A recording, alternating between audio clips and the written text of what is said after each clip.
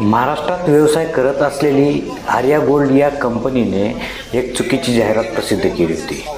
त्या जाहिरातीमध्ये असा उल्लेख केलेला होता की ओनली मेल कॅन्डिडेट्स, कंसामध्ये लिहिलं होतं नॉन महाराष्ट्रीयन, अशी चुकीची अट घातली होती।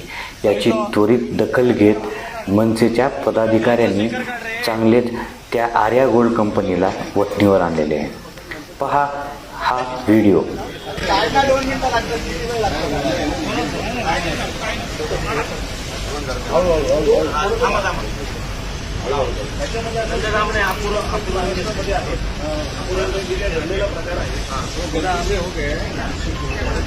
ठीक आहे, पकडा 40 वर्ष मुंबईत राहतो बोलताय मराठी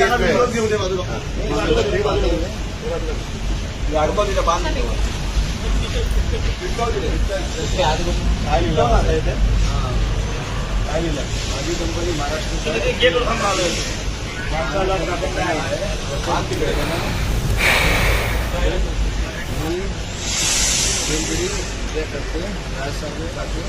मला माफी द्या, परत होणार आहे गोष्ट नाही होणार।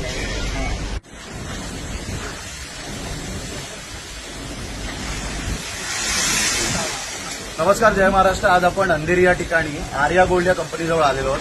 काही मिनिटांपूर्वीच तुम्हाला सर्वांना या गोष्टीची कल्पना आली असेल की या ठिकाणी एक जाहिरात प्रसिद्ध केली गेली या कंपनीकडून।